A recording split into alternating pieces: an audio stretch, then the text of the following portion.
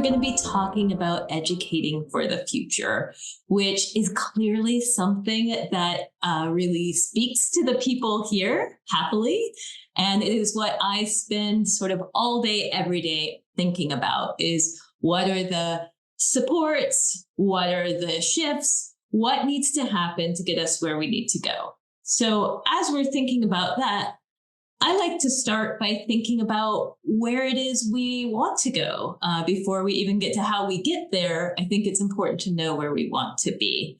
And I've heard a lot this afternoon for me, this morning, this evening, wherever you are, about the sort of interrogation of the way we frame education as a good for individual advancement or for social reproduction or even for social mobility.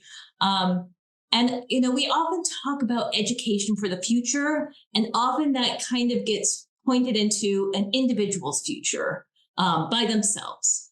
But I think what I'm hearing from everyone today, and certainly what I believe, is that education is a transformative tool for our shared future as people who share this planet together. What do we want that future to look like? So I'm going to start off by asking you to put in the chat sort of what you would like that future to be. So as you're thinking about our shared future on the planet, just a few words about what you want that future to look like. And this is the moment to dream. So make it not what you think we can achieve, but what you want us to achieve. And I'll just give you a second to do that. And I love that. Oh, thank you, Megan. In harmony with nature and each other. Absolutely. I love that vision of the harmony and the sort of relationship between us and nature, the idea of equity, justice, safety. And I agree, this sort of co-creation of design. So this idea that not one person or one vision or one culture or one place is the sort of hegemonic center and everybody's the periphery, but this idea of the equality of all. A place where everybody has access to information, absolutely. And an economy of global healing and regrowth. Thank you for that. That's so beautiful. Raising environmentally cautious kids. That is a really interesting idea. The idea of being environmentally cautious. So like maybe pulling back and thinking a little bit more about what our actions will do. A green place, a peaceful, equitable planet, preservation of the natural world, a system where everyone can thrive, care, compassion, the ability to live one life to the fullest. That's such a big one, isn't it? And a future where living sustainably and working together is the norm. Absolutely. I would love to have that be the norm, to have that be our sort of basis. I see greenness, I see health and well-being, I see peaceful. And one of the things I've been doing and please feel free to keep going. I'm going to keep talking about this from my perspective. One of the things we've been doing at the Smithsonian Science Education Center since 2016 is asking young people, sort of ages 11 to 18, how they answer this question. And when we do that, these are some of the answers that we get. So we get things like no more poverty, less food waste, using green energy, educating ourselves, clean rivers. And I love these, like they're so tangible, right? We want a peaceful planet. We want no pollution. We want a healthy world. We want mental health assistance. It's such a big one for today's young people. And I love this because to me, as I think about it, it is really clear how this aligns to the UN Sustainable Development Goals. So these ideas about what we're all saying, what the young people are saying are aligned to these goals, which is not to say that these goals are perfect, because I can tell you right now, and anybody on this call can probably tell you they are not. They are the process of institutions, but I think that they provide such an opportunity to come together and think about the future, and not like the future for one person or one place. Some of you might be familiar with, previously we had the Millennium Development Goals, and those were really focused on what we called at the time developing countries. And I would interrogate that question. Global South has its other sets of problems.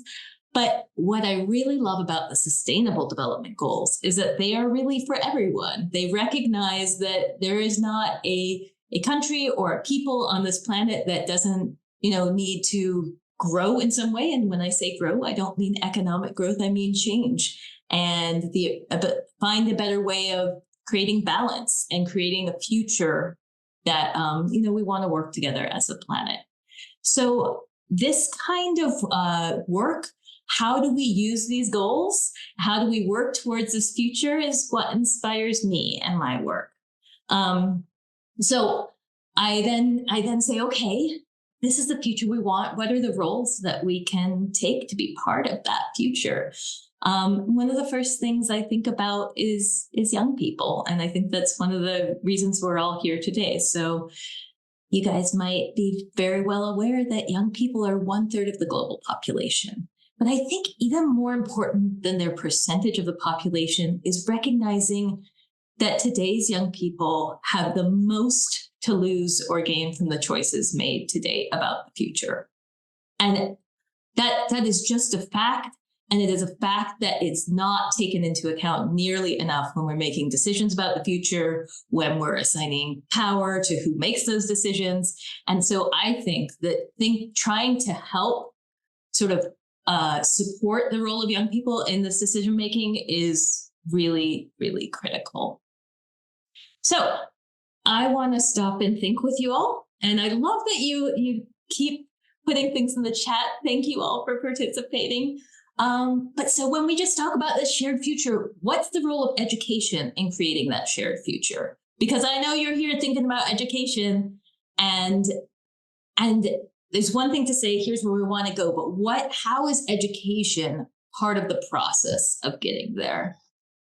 From my perspective, one of the reasons education is so important is it's because the one space that we have for us to really reimagine together where it is that we're going. And I love this idea of we need to know what we're capable of. Thank you so much for that, Carrie. I agree. And I think that we're capable of so much more than we give our young people credit for often in a lot of educational spaces. And this idea of learning to communicate, absolutely. I think that's key. And the transformation of consciousness. So absolutely, that we can't just expect us to sort of rethink the systems that we all have grown up in, that we're surrounded by, but instead, how do we help education become a space where people can experience that personal growth, that societal growth, that sort of like planetary wide growth that's needed for a more sustainable future. So thinking about that, and thank you, Vershka, education creates the careers and roles, absolutely. And a setting where we're learning to interact as a community. Thank you so much. And so then I talk a little bit about my role. And when I say I am part of the Smithsonian Institution, which you all might be familiar with. This is our very famous building. If you are from the United States, you might be familiar with the National Mall in Washington, D.C. If you're from without the United States, you might be familiar with the Smithsonian in other ways, or you might have never heard of us, and that is fine too. We are the world's largest museum, education, and research complex, which is kind of this massive institution. We have 21 museums and education centers and research centers and zoos and millions of objects, some of which we probably should not have. But one of the really interesting things, I think, is the Smithsonian's mission statement, and this started in the 1800s. And their mission is the increase and diffusion of knowledge. And that's a mission that I take really seriously. That for us, it's about gathering new knowledge, but it's also about sharing knowledge that people have and creating sort of ways of that knowledge to be shared. So we have an initiative currently called Our Shared Future at the Smithsonian. And when we think about our shared future, it has a number of different goals, but the most important one is how do we have these kinds of conversations like we're having today to think about our shared future together. And the Smithsonian has amazing scientists and researchers. So some of that is about collecting data and coming up with new approaches to environmental conservation. But also these last two bullets, I think, are really, really, really important, which is supporting this idea of how do we shift towards a more equitable future, and how do we educate the world about why and how sustainable futures can be a benefit not only to nature as this separate entity from ourselves, which is false, but for us as well, because we're integrated with nature.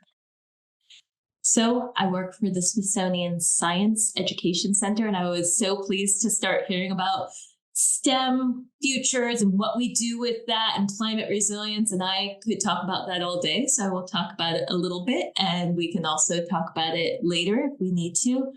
But at the Smithsonian Science Education Center, our mission is to transform K-12 education through science in collaboration with communities around the globe. And so I come to you today as someone who's interested in transforming education in collaboration with you, a community from around the globe. So as we think about collaborating to transform learning, I would then come back to you and say, collaboratively, thinking back about what we just said a few minutes ago about our shared future, what do you think that people either need to know or understand or be able to do so that they can become part of the collaboration for that future? And I know that some of these are not just an answer to my question, but teaching collaboration at all levels, like the ability to collaborate, is actually a really good one, as I see in the chat. Accessibility, absolutely. This idea of equity, access, how do we, and even seeing that, understanding inclusion, I think is a really key part of the kind of the skills people need, the understandings people need.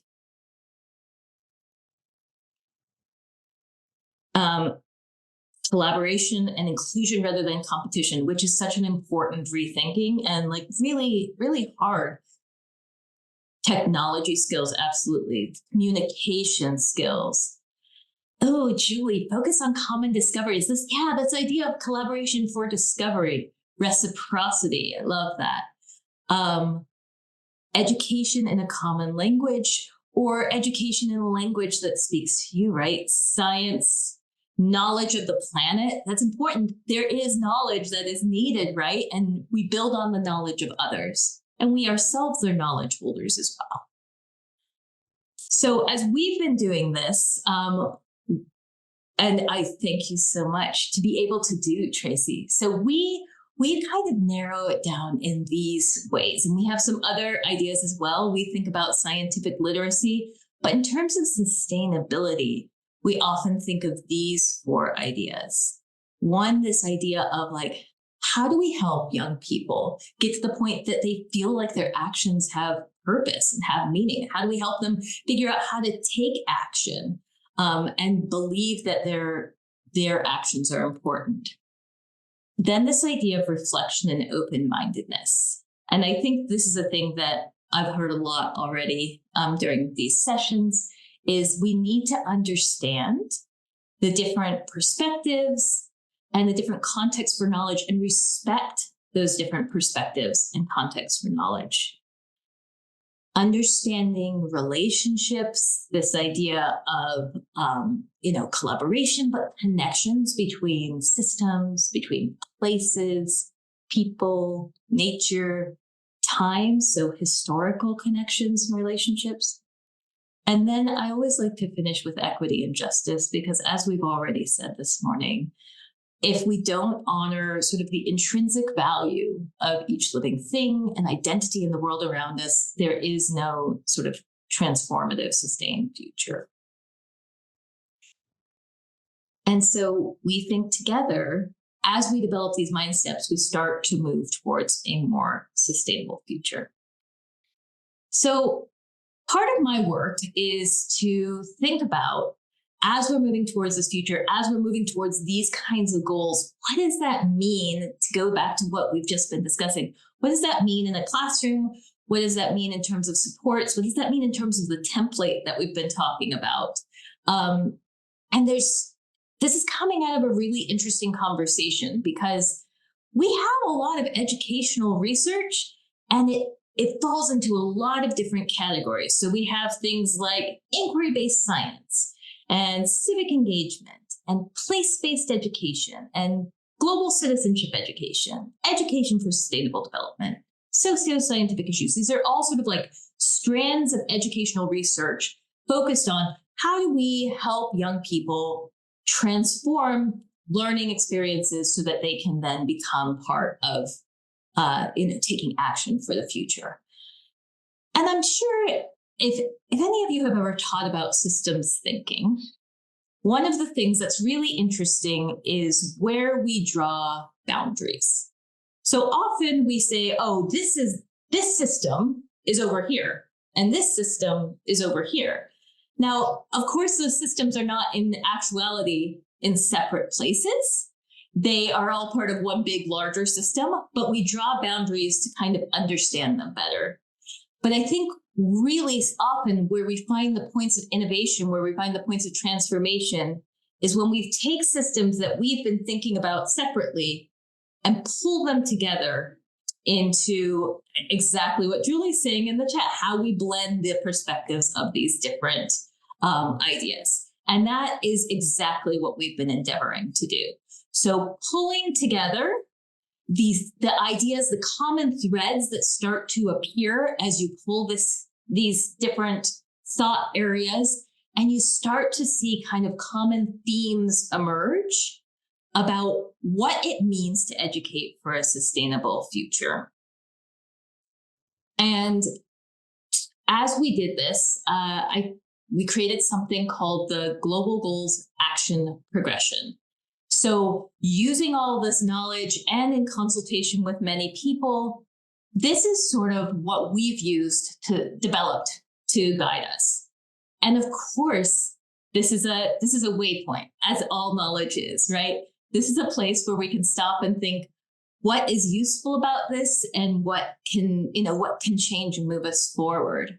But just to kind of talk to you a little bit about what this means, we believe that students need to start by sort of having their own individual sense of self and identity honored. So rather than starting by saying, go learn this thing, I think we need to begin by saying, who are you? What is your context? What knowledge do you already have? When we are talking about sustainability, to ignore the incredible knowledge of an individual about their local area is incredibly foolish. So starting by honoring that knowledge, sort of surfacing that knowledge and creating space for that background knowledge and the way people learn. We've already heard today, people learn differently in different spaces. It's cultural, it's individual, trying to create opportunities to do that. So we say they start with all of that knowledge and the questions that they come with.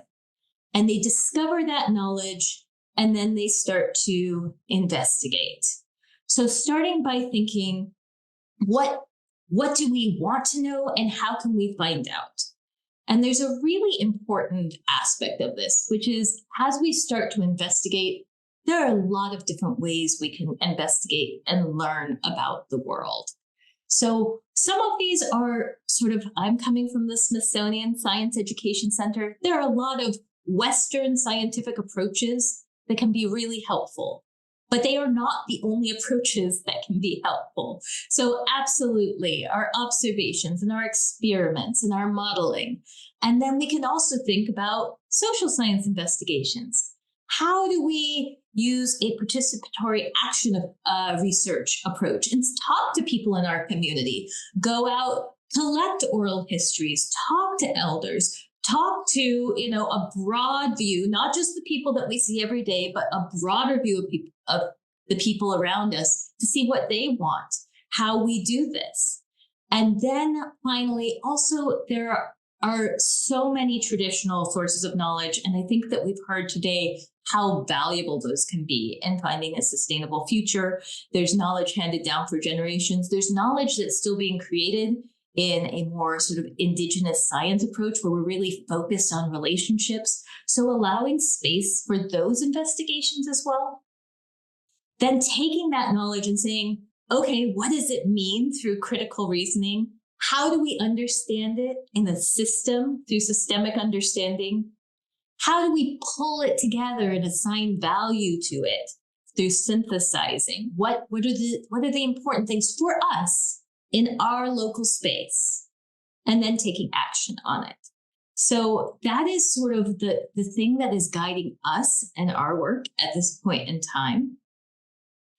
And so this is sort of another way of thinking about this work, because we've been talking today a little bit about the need for this localization and also the need for like resources that we can all draw on. And that is what I'm endeavoring to do anyway, which is to provide something that kind of grounds itself in these big global issues, but then allows each individual teacher, each individual student to think about it within their own local context. Because even across one country or even across one, city, local context is different. Your problems are not exactly the same as my problems, and the solutions that will work for you are not exactly the same as the solutions that will work in my context.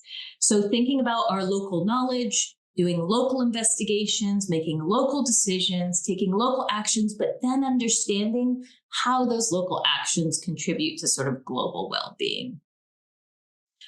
So if this is a thing that is interesting you as I'm going through, I wanted to allow you to, I'm sorry, did you all see that?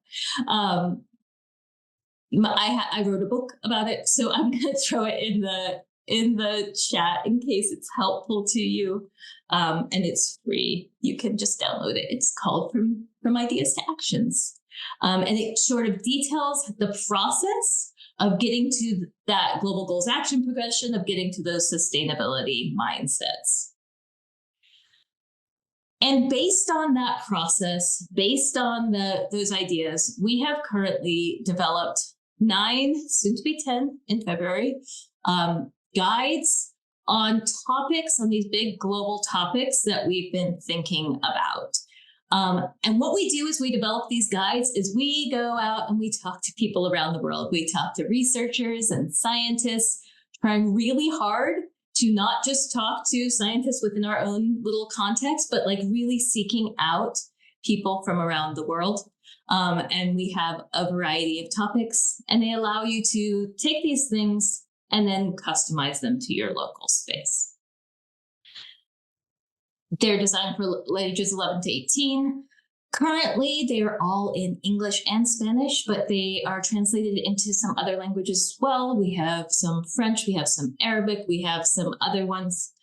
We try really hard to be accessible. So they're optimized for screen readers, they use accessible languages, they have multimedia support. And if this is a thing that interests you, I won't go into too much detail, but if this is a thing that might help you in your work, please reach out. I would love to help you. And it's all free because we got a grant to fund it. So just to talk a little bit more about these guides, we start with this idea of discovery, just exploring issues within our local communities, recognizing our context, connecting to individuals and communities. Then we understand, investigate, students become data gatherers. I love this. The idea that students are scientists, and not just Western scientists, but data gatherers, they're researchers. In fact, we call students action researchers throughout the guides. And then we get to action, because in my opinion, if we're presenting issues of global sustainability to students, it's actually cruel to not lead them to a place where they're acting on them. Because for all of us, I think we're probably inspired by the idea that we're doing something. Young people are the same way. We want to get to a point that we're doing something, and that something can be different, that something can be telling somebody about it, that something can be educating others, that something can be, picking up trash in your community or advocating for change. But it's really important to do something with the knowledge that you're creating. So a few things about the guide. There's this action research approach, as we were just talking about. Throughout the guide, we're trying really hard to help young people understand that this research is happening around the world. So we find research mentors and we highlight their voices and their identities within the guide.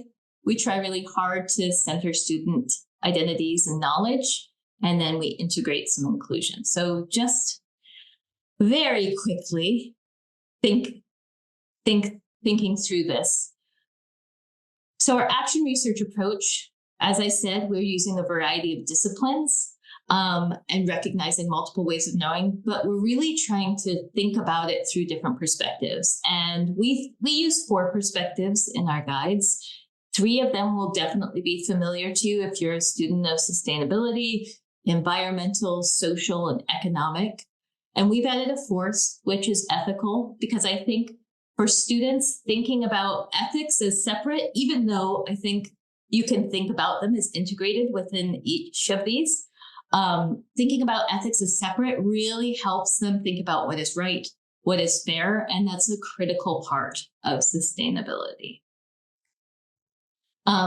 This is just a few examples of what happens within the guide. We always start by having students map their own identity, sharing it with others, creating a team identity. We do some of the futures thinking that we all did this morning. What do we want? Where are we going? Let's create a vision of what that looks like. And then really thinking about that localization of data. These are some of our research mentors that we have in the guide. It's just a quick example. We try really hard to make sure that students can see something that they identify with in the guide. So each of the research mentors, for instance, also shares an identity map so that a student can look at it and say, even if this person isn't from my country or my gender, or my race, they love biking and I love biking. They like cooking and I like cooking. They're a sister and I'm a sister. So starting to see people as more than just their jobs, but as whole individuals, and that researchers can be anyone. We try really hard to use inclusive languages and have taken a great deal of time to create investigations that do not go buy this, hundreds of dollars worth of materials, but materials that you can find in almost every space. And then we really think about how do we make actions inclusive for everyone on the team. So really thinking through what does it mean to be inclusive? Can everybody move? Can everybody access the action you've thought about taking? Can everybody, does everybody have the time? Are we doing this after school? Are we doing this, in spaces that some people don't feel comfortable in? So really trying to, come up with a plan and then iterate on that plan so it can be more inclusive. And those actions that we take are not, I think it's really important to understand that students should not, in my opinion, be given actions that they are supposed to do. They should be led to determine their own actions. That actions for sustainability are not a thing that anybody can determine other than the person who is taking the action. I only have as much creativity as is in me, but collectively, I think humans are capable of incredible, incredible things, as is shown by our past innovations getting to this point in history. So allowing education to be a space where those ideas bubble up, I think really, changes all sorts of things. And we have a lot of programs that are really focused on supporting educators or organizations interested in using this approach. So I think the easiest thing to do would be to suggest that you reach out to me via email or go on our website. But we do like frequent professional developments and things like that. All right, I'm gonna finish this up because I know I'm totally out of time, as I often am. I'll very briefly talk about we implement this all over the world. We've reached a lot of students, and I'm hoping that we're just getting started, and that this can, this conversation can be part of increasing that impact, but on not just impact, but like working with all of you to collectively implement the goal that we've been talking about. These are a few reflections of young people who have done some of our work together. And one of the things I really love about this is that they're little things. Like, it's these little changes, I think, that add up to changes. Like, oh, I just pay more attention to my surroundings. I've become conscious. I want to share with others. And those small shifts add up over time, I think, in terms of education. And I also want to acknowledge that this is one piece of a larger need for systemic transformation, and one that we're also interested in. So thinking about how we take content and pedagogical knowledge, how we move it to professional development, to systemic transformation in global networks. So this is work. If this content doesn't speak to you, but you're involved at one of these other levels, we are interested in collaborating. So I want to finish with something I've never done with a group before. So I think that this group is the sort of right one to try this. But I've been working for myself on imagining what a different educational system would look like. And I've started off by sort of giving myself a little bit of a dreaming, a meditation. So I would invite you all to very briefly close your eyes and dream with me. So imagine entering a school that is one unlike any you have ever known. A school where every student is engaged because every student is seen and recognized. A place to learn together about what we most need to know. A place to support each other, because learning takes place through dialogue with each other, within and between disciplines, with the past and the future. Imagine you enter a class, but maybe it isn't a classroom at all. Maybe it's outdoors or in a community space. Maybe it includes the same people always, or maybe those people shift. Maybe there are people who know more who can guide you. Maybe everyone is a novice learning together. A few things are for sure. Everyone is valuable. No one holds all knowledge, but each individual, each culture, each context holds some, and that knowledge together is critical for us all. Learning requires vulnerability and making mistakes, and there's no shame in this. It is how we learn. The human systems we exist within are choices. We could make different choices and create different systems. Injustice is not sustainable. We live not outside nature, but integrated within and through it. We all connect, and in the end, we succeed or fail together. We can learn. We can build knowledge and understanding. We can determine a different future.